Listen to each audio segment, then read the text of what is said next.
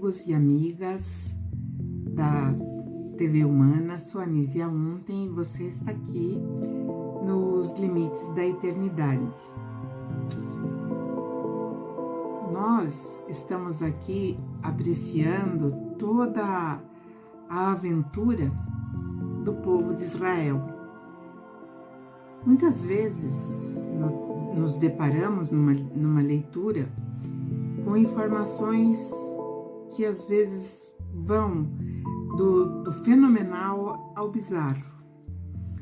E muitas pessoas acham que a leitura às vezes é maçante. Por exemplo, agora nós vamos entrar na fase em que Israel foi governado por juízes. Então vamos lá, né? Josué morreu, chegou numa idade e morreu, e o povo de Israel se fragmentou, tanto politicamente e politicamente, tudo, né? E durante alguns anos, ninguém sabia o que fazer, ficaram meio que à deriva, né? E os filisteus que agora estavam ali sufocando esse povo de Israel não davam trégua. Por 18 anos submeteram o povo de Israel. E eles fizeram assim muitas maldades. Mas tinha vamos dizer assim, uma tradição que cada tribo tinha um ancião. O ancião era, evidentemente, né, aquele homem mais velho que, também por tradição, ele passava as informações da cultura do povo judeu. Em cada tribo tinha um ancião. E aí, né, eles começaram a perceber que a opressão só iria aumentar. E se reuniram, se cotizaram, porque as tribos também entre si lutavam e quase chegaram à extinção. E isso trazia, né, uma preocupação para esses anciãos. Cada tribo também tinha um príncipe. Esse príncipe sempre ele estava ali dentro da genealogia daquele que era o cabeça de tribo. No caso, veja, são 12 tribos e cada tribo tinha um nome. Por exemplo, a tribo de Ruben. Então, Ruben ele era o patriarca daquela tribo, e aí conforme a descendência, né, a prole ia crescendo, sempre o mais velho ficava como príncipe. E não era fácil congregar essas tribos por conta das diferenças que existiam entre elas. E por serem independentes, então cada uma tinha uma característica. E dessa forma, como não existia coesão, eles se tornavam presas muito fáceis, né, dos ataques dos filisteus. Não só dos filisteus, existiam outros, os cananeus, os midianitas, amonitas, moabitas. Sempre estavam em contenda. Contenda não, era luta mesmo, né? E os anciãos, então, resolveram se reunir em conselho e decidir, né, o que fariam diante daquela dificuldade que estava já caminhando para quase 2 décadas. E elegeram a ideia que seria prudente ter um responsável por toda Israel.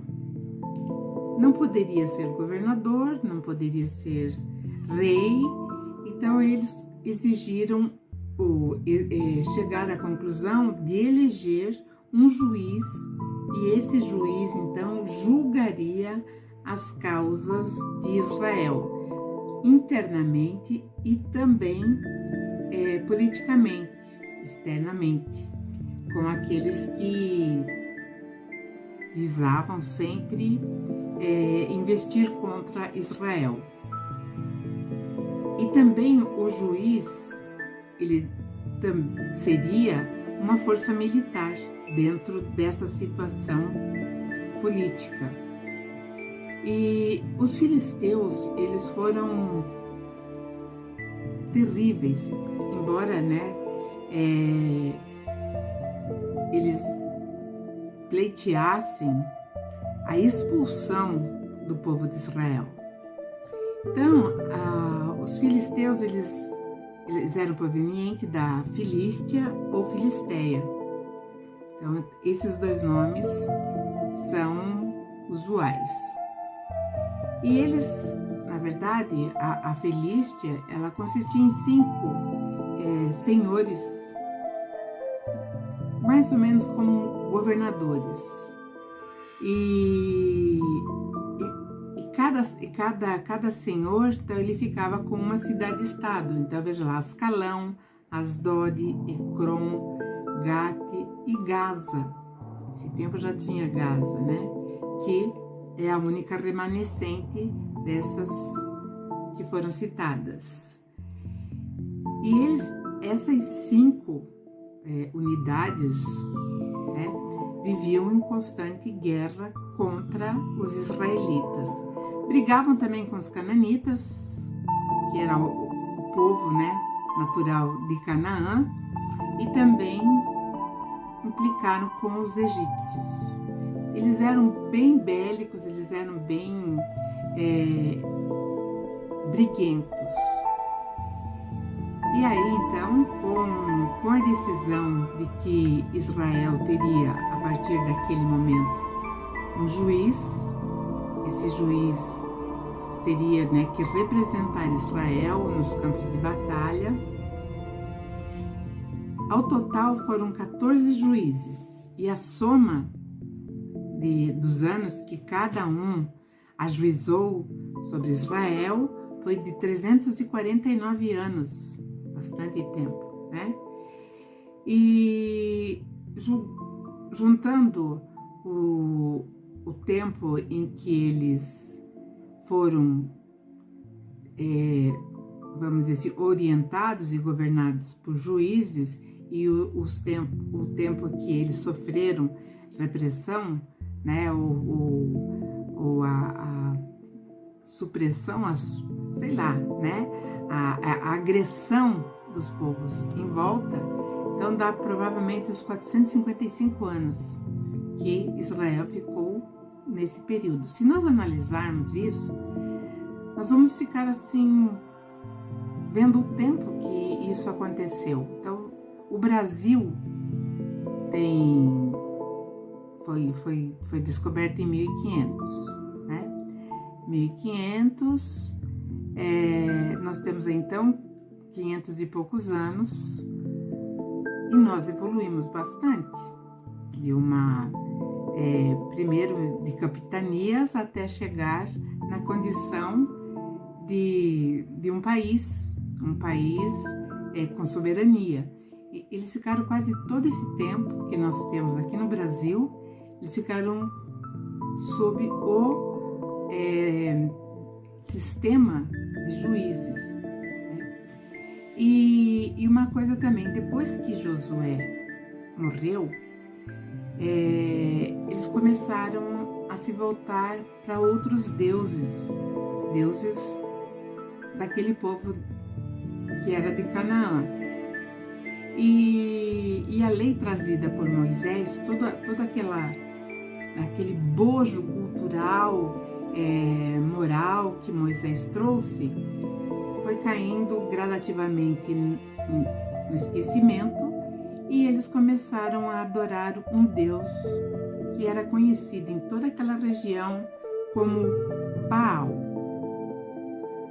Baal, na verdade, era um Deus que ele era adorado no Egito com o nome de Marduk, ou então Amen-Ra. E naquela região ele ficou conhecido e adorado como Baal, que significa Senhor. Também começaram a se voltar para a adoração da deusa Asterote. A mesma vai receber o nome também de deusa Sera. E na verdade, todos esses deuses, eles são provenientes lá da antiga Mesopotâmia, onde, por exemplo, Baal era Marduk, como eu já falei, e Asterote seria a deusa Inanna, que era neta do deus Enlil. Bom, então nós começamos a observar que todos os deuses provêm da Mesopotâmia e só mudam de nome dependendo da região. Quanto aos juízes, eles não tinham sucessores, diferentemente, né, do que era natural, né? Então eles não tinham sucessores. Eles não promulgavam leis, não impunham impostos e não havia o comportamento de Estado.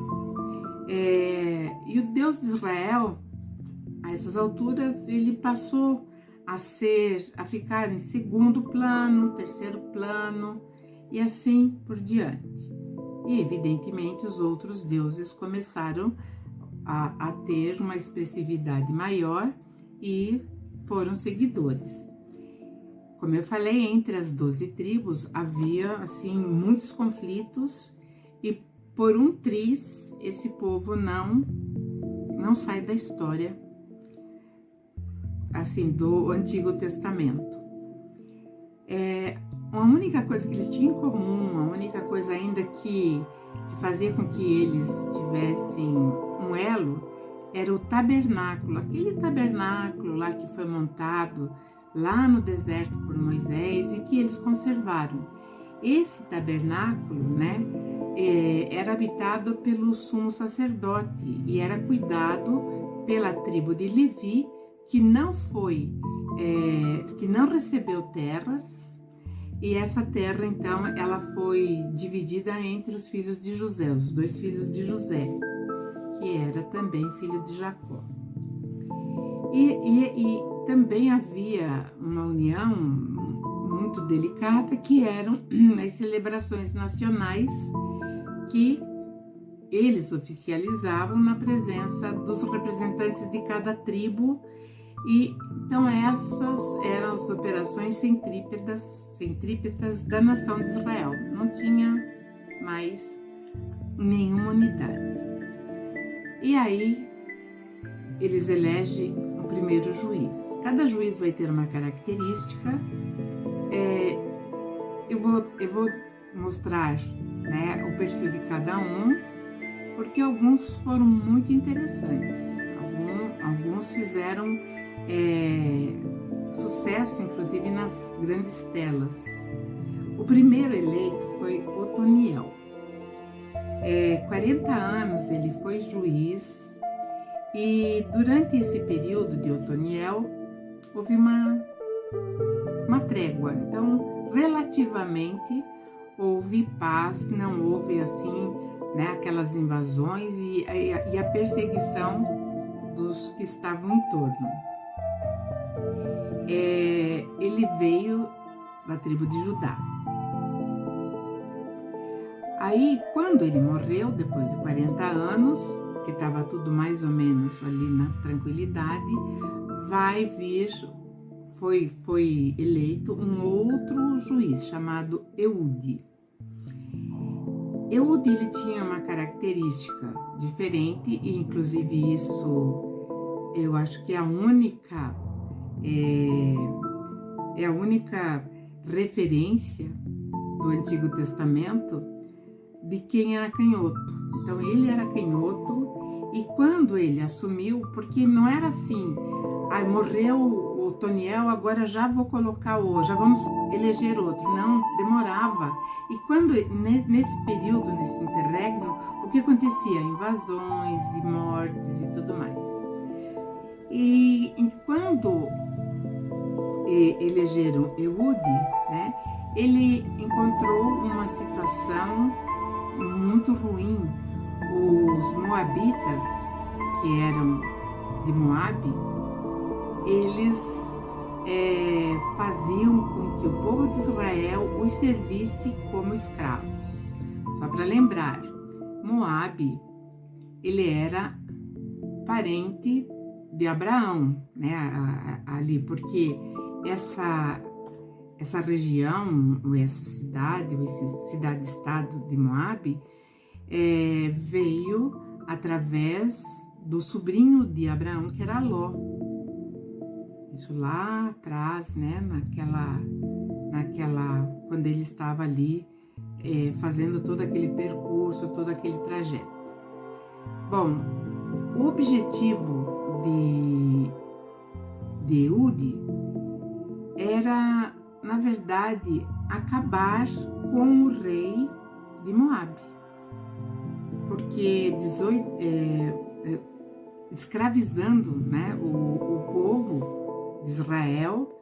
Então ele via uma única solução: matar Moabe. E ele, com uma vivacidade muito grande, ele planejou a sua estratégia, como seria. O rei de Moabe, ele era, vamos dizer assim, ele tinha uma vaidade muito grande e ele gostava de ser bajulado. Então Moabe usou isso para dar, né, andamento no seu plano. Então o que ele pediu para o povo? Ele pediu que o povo, né, desse objetos de valor, de ouro, e cada um ia contribuir com aquilo que tinha, brinco, eles usavam brinco, enfim, de ouro, e que depois tudo seria restituído. Isso deve ter sido um trabalhão para, vamos dizer assim, para fazer esse planejamento, deve ter demorado um pouco. E aí ele manda representantes até esse rei de Moabe e fala assim que ele estava interessado em ampliar aí a amizade entre os povos, e deixou que o rei de Moabe entendesse, né, que na verdade ele estava propondo que esse rei, que se chamava Eglon, fosse o rei também do povo de Israel. E aí esse rei ficou completamente encantado. Enquanto ele desenvolvia essa ideia, ele fez uma espada, que ali eles não tinham armas. Ele fez uma espada de 2 gumes, que hoje nós chamamos de punhal. E essa espada tinha 45 centímetros.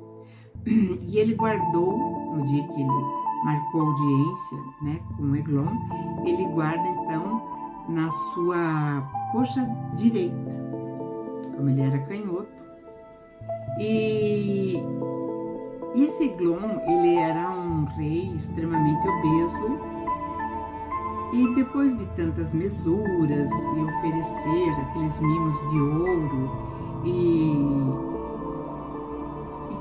rolar, né, até aquele clima de intimidade entre os dois, né, o juiz de Israel e o rei moabita, Eude fala assim: nós podemos conversar reservado,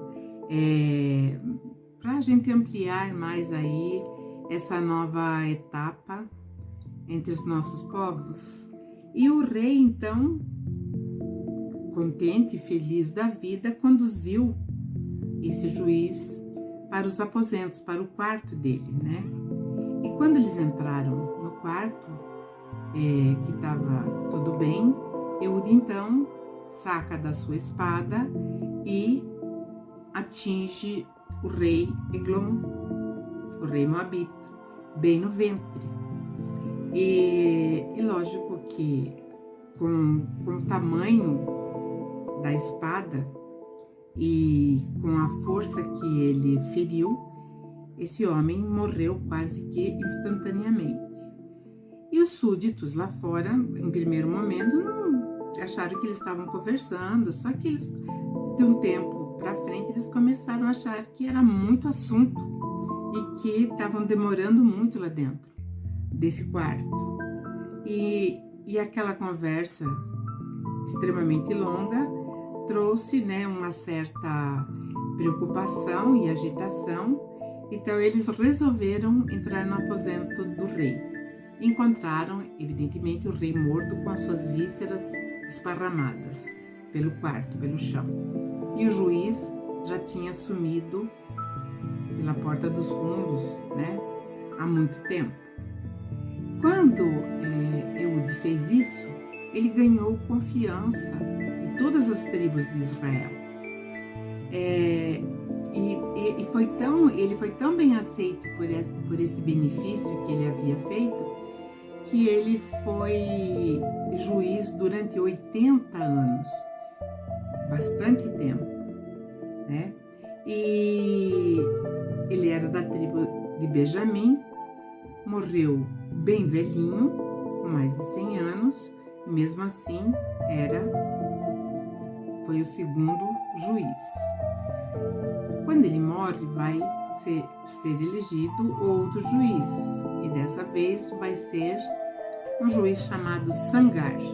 Ele teve um mandato inexpressivo e a única coisa que aconteceu no período em que ele foi juiz foi que ele feriu 600 filisteus, né? Mas ele ficou apenas 1 ano no cargo. Ele era da tribo de Benjamim, então ele foi afastado, não chegou a morrer. Aí ficou algum tempo, aí vai aparecer a primeira mulher, assim, ocupando um cargo, digamos assim, de alta responsabilidade. Então essa mulher foi a juíza Débora. Ela era profetisa, ela era poetisa e ela era da tribo de Efraim. E ela permaneceu na sua própria tribo, fazendo a sua função de juíza, né? Ela não teve, vamos dizer assim, ela não teve a sorte de Sangar, que ficou 1 ano e não aconteceu nada. Quando ela assume, né, havia um comandante cananeu, aí já era o cananeu, não eram mais os filisteus, chamado Sísera. E eles, os cananeus, principalmente o comando desse Sísera, eles tinham um armamento de ponta. Eles já tinham carros de ferro de combate. Eles tinham também armas e eles invadiram impiedosamente Israel. E quem estava lá? A juíza Débora. Débora sabia que na tribo de Naftali, outro filho de Jacó, morava um comandante chamado Baraque, mas que ele estava afastado das suas funções dentro do exército. Estava tranquilo, né? Era um general da reserva. Só que ele tinha, assim, uma fama de ser excelente nas estratégias de guerra. Ele era ardiloso e calculista. Então Débora mandou chamá-lo e propôs que juntos eles enfrentassem as tropas cananitas. Baraque falou: só com uma condição, desde que você esteja comigo em campo de batalha. E ela aceitou o desafio. E aí eles levantaram, né, assim, rapidamente, de 2 tribos, Naftali e Zebulon, eles levantaram por volta de 10.000 soldados, sem armas. E lógico que o combate foi intenso E a especialidade de Baraque, na verdade, não era assim, através de uma luta com armas. Ele fazia um cerco e ele ia acuando os inimigos. Como ele conhecia muito bem a região, ele acuava para um lugar onde eles não pudessem fugir. E assim ele fez. Ele foi acuando. Quando os soldados de Cícera viram que estavam acuados, eles fugiram. E quando esses soldados fugiram, o comandante Cícera, ele percebeu que ele estava sozinho, então ele vai para, deixa eu ver, pro lugar que era a cidade dele mesmo, né? E entra, porque a cidade tinha uma proteção, era murada. Então ele entra e se esconde ali. E o povo de Israel, os soldados de Israel estavam fora desse lugar, desse forte, né? E quando ele entra lá, todo mundo percebe que ele estava cansado da guerra, ele estava fugido. E aí veio uma mulher chamada Jael e fala, por favor, né? Fica aqui. Eles moravam em tenda. Então, essa mulher era cananeia também, cananita, e ela oferece uma hospitalidade generosa. Ela sabia que os soldados de Débora e Baraque estavam lá fora, mas ela oferece leite, ela oferece refeição, e o comandante Cícera estava extremamente cansado, faminto. E aí, então, depois que ele foi alimentado e tal, a primeira coisa que ele queria fazer era dormir. E ela esperou ele dormir pesado. Aí ela pega uma estaca, uma marreta e estoura a cabeça dele, né? E por que ela fez isso? Porque ela sabia que o pessoal que estava lá não ia demorar muito e invadir a cidade, e daí provavelmente eles morreriam, mesmo que eles não tivessem armas como, né, os soldados de Cícera tinham, mas eles correram, fugiram. Provavelmente o exército de Débora deve ter aproveitado o armamento, os carros e tudo mais, né? E aí a mulher vai e para fora dos muros e fala, o inimigo está morto, né? E dá a cabeça do comandante Cícera. E isso então acalmou por algum tempo, né, vários anos, a tensão ao redor. E aí Débora ajuizou Israel durante 40 anos também, né? Depois da sua morte, depois que ela morreu, o boato voou, correu, e os midianitas, que eram outros aliados, né, eles usaram uma ofensiva muito dura. Eles sitiaram, né, vários lugares de Israel e não permitiam que nenhuma plantação, agricultura, eles destruíam tudo. Aonde tinha agricultura, eles iam destruir. Então, foi essa tática de guerra dos midianitas, né? E assim, os rebanhos, evidentemente, tinham pastar.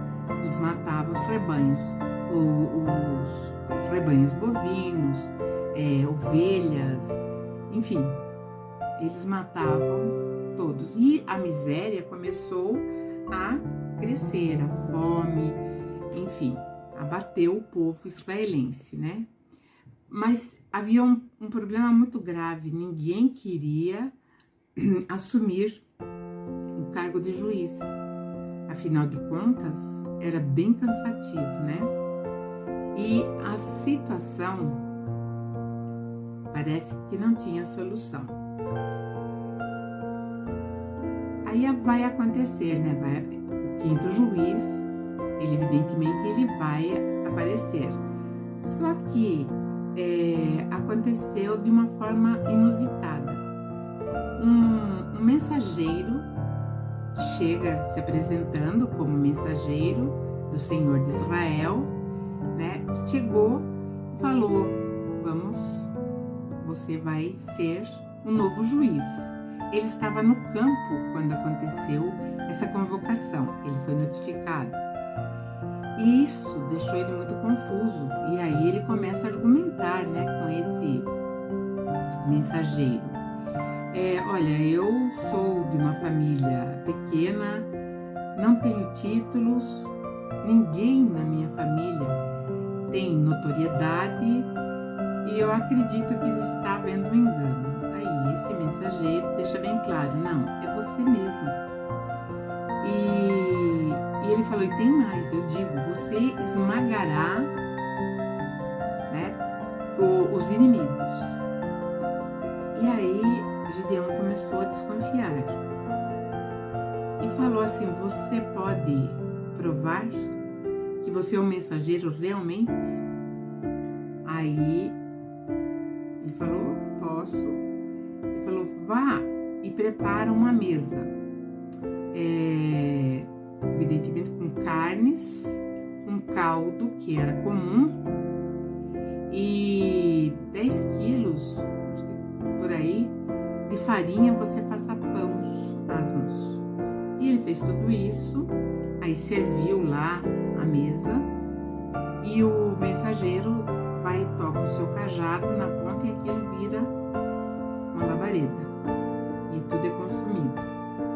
E junto com essa labareda, o mensageiro também sumiu. E aí ele vai e ele fica então ajuizando. E ele foi um bom juiz. Ele fez muitas coisas bem interessantes. Ele tinha várias mulheres e 70 filhos.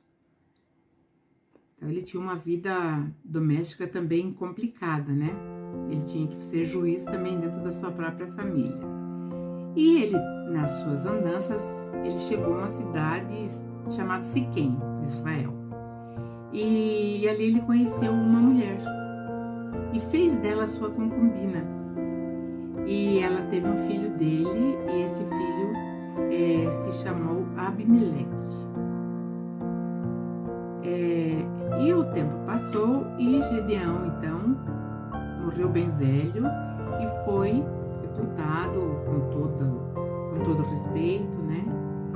E novamente, após a morte de Gideão, porque Gideão, ele destruiu os altares de Baal. Ele destruiu, acabou com todos e construiu os altares que eles faziam naquele tempo. Não é como nós temos hoje a noção ou a ideia de altar. Eles construíam pedras, então cada monte de pedra, né, era um altar. Tinha os postes também, que eram os mais elevados, que mais tarde nós vamos ver que os obeliscos, mais ou menos, têm a mesma função. E ele conseguiu fazer com que o povo de Israel tivesse mais estrutura, principalmente em torno do Deus de Israel. Quando ele morre, o povo volta outra vez para o Deus dos cananitas, o Deus de Canaã, né? Que era Baal Marduk. E aí eles começaram novamente a ser afligidos pelos invasores, pelos seus inimigos. E assim, então, acabou a história. Só que aquele filho que ele teve com a concubina, chamada Abimeleque, ele foi até Siquém e começou a fazer uma campanha. Ali a mãe dele morava lá, né? E ele então começa a perguntar aos moradores, ou aos homens, né, de Siquém, o que eles preferiam: ser governado por 70 homens, que seriam os 70 irmãos, ou por um homem só. Todo mundo falou, lógico, por um homem só, né?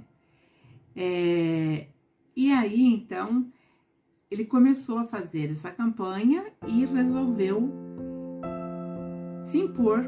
Então, ele mesmo vem e se coloca como juiz. Bom, os moradores de Siquém juntaram lá as pratas que eles tinham, e porque essa prata eles levavam para o deus Baal, que agora tinha um sobrenomezinho, Berite, mas era o mesmo deus Baal Marduk, né? E essa prata que ele recebe do povo que tiraram do altar desse deus, ele vai e contrata mercenários, homens que não tinham, mercenários, tinha que pagar, né? E esses mercenários, ele faz um exército. E aí quando ele volta para casa onde o pai dele, a família do pai dele, né, de Gideão, que era o pai dele, quando ele volta para casa, ele toma uma medida estranha. Ele mata os 70 irmãos, mas um deles fugiu. Esse um que fugiu se chamava Jotão. E ali, né, o povo de Siquém, então, faz de Abimeleque o seu rei. Então, ele era o rei de Siquém. Já estava bem dividido. Não, quando Jotão, aquele que fugiu, soube disso, né, ele começa a também fazer uma campanha esclarecendo os homens: olha, cuidado com quem vocês estão colocando como rei de Siquém. Enfim, né, ele vai falando provérbios antigos. Será que seria o certo aquele homem ficar ali, né? Então ele faz uma campanha contra aquele irmão,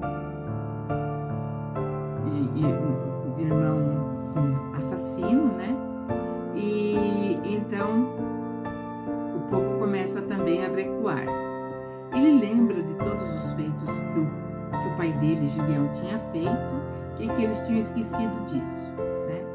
E assim, né? Vamos dizer assim, que não era nem juiz, ele quis ser rei, né? Ele vai também sair de cena. Mas isso ficará para o nosso próximo episódio. Eu agradeço a atenção de vocês. Curtam as nossas páginas sociais e até a próxima.